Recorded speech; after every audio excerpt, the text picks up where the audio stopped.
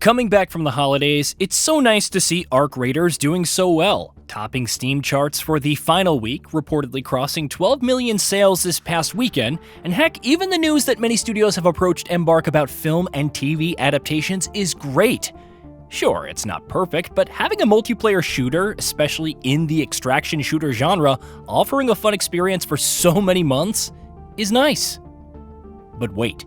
What about that other big multiplayer shooter that launched weeks prior? The long-awaited sequel, the AAA offering retailing for a whopping $70, and which sold over 7 million copies in just 3 days.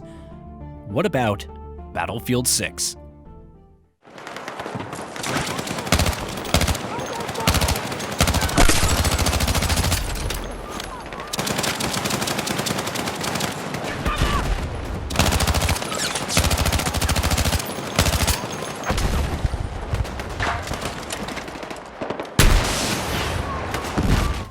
Surely it's performing just as well, and it has a mixed rating on Steam. Granted, it was trending in that direction for some time now, but the recent reviews currently sit at 53% approval. While there's no way to tell how console players feel, at least the PC numbers aren't doing too bad.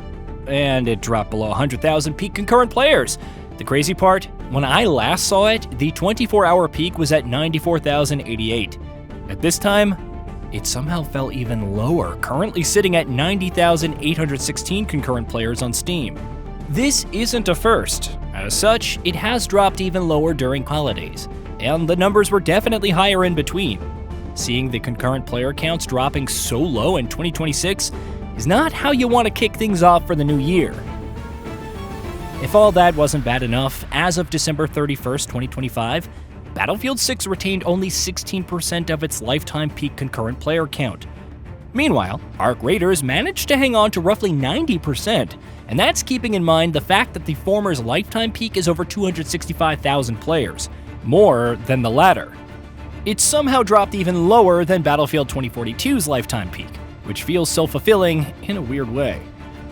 Now, let's list the obvious caveats. This isn't necessarily the same picture on console. In fact, Circana's active user charts in the United States ranked Battlefield 6 in 9th for PlayStation and 8th for Xbox for the week ending of December 27th. Furthermore, those PC numbers don't reflect the number of people playing through the EA app. Don't laugh, there are probably dozens of them. Dozens. Also, when examining weekly active players on Steam in the United States and Canada, Circana found that it ranked 3rd, just behind Counter-Strike 2 and Arc Raiders. In Mexico, it was in 4th, just behind Marvel Rivals for some reason. So for all intents and purposes, Battlefield 6 isn't dying.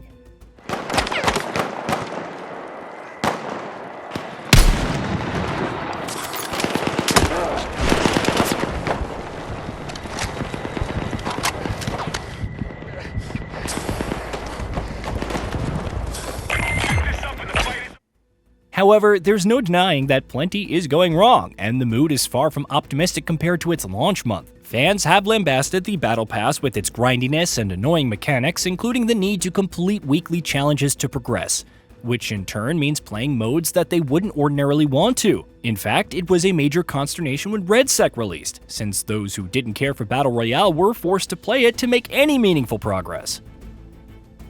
Players might have begrudgingly endured the monetization and high skin prices if Battlefield 6 had been free to play, or if there were halfway decent looking options.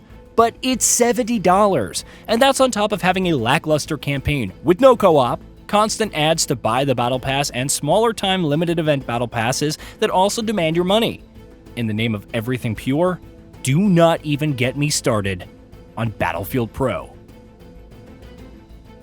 All of this is obviously annoying enough, but then the core multiplayer experience, which already faced criticism for its small conquest map sizes and even smaller new modes, began to suffer. Hit registration issues, sound issues, matchmaking issues.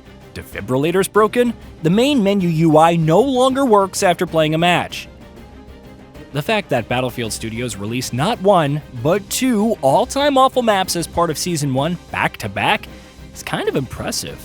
Probably not as impressive as that AI-generated player card in that one cosmetic pack, which feels more like the team trying to experiment and get away with it before adding more, but still, facetious credit where it's due. This after Call of Duty Black Ops 7 faced heavy criticism for its excessive use of generative AI.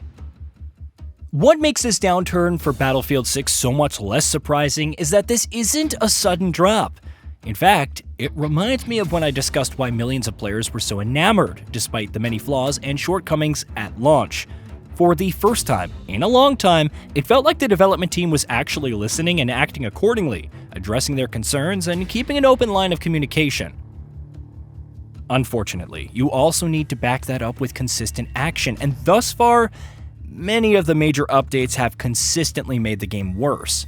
I'm not even talking about balance changes, though some of those breakthrough adjustments are truly baffling. More vehicles for the attacking side? Really? I'm talking about all the unresolved bugs and how each patch seemingly breaks more than it fixes. This is probably the biggest aspect that separates Battlefield 6 from Arc Raiders, and that's on top of listening to players. The latter delivers updates that are mostly well received by the community. Don't get me wrong, there are more than enough complaints to go around. At the end of the day, Battlefield 6 isn't so much dying as trying its players' patience. After all, the core gameplay from the movement and guns to the atmosphere and objective focus modes still feels fun. This is probably the most fun the series has been in years, so to see it going through death by 1,000 cuts, either in the name of greed or due to technical issues, is disappointing for any fan. On the bright side, it's probably a good thing that Battlefield Studios is undergoing this trial by fire now rather than later. If it can take time, adequately address concerns, and tackle the core issues, then it will only pay off in the long run. Look at Battlefield 4, which launched in an absolutely broken state, multiplayer-wise. Instead of burying its head in the sand, DICE put in the work alongside the community and completely transformed it. The fact that Battlefield 6 has redeeming factors also puts it above Battlefield 2042, which felt dead in the water from day one. The developers may never nail the perfect weapon balance. At the very least, they can deliver what the community wants the most, from larger maps, enjoyable versions of Rush and Breakthrough, and naval combat to persistent servers and more generous battle pass progressions. Some cosmetics that players actually want to pay for and take the time out to unlock wouldn't be so bad either. Since EA wants to continue riding this gravy train for all it's worth, I doubt it'll let DICE take a don't care, got your money approach. The question is how much time it needs to truly cater to the community before they move on to something else. If there was a time for action, and reminding fans why they love the franchise so much, now would certainly be it. Hey, did you know that we at GamingBolt upload new videos every day? Stick around, drop a like, subscribe, and hit that bell. And let us know what kind of content you'd like to see in the future with a comment below.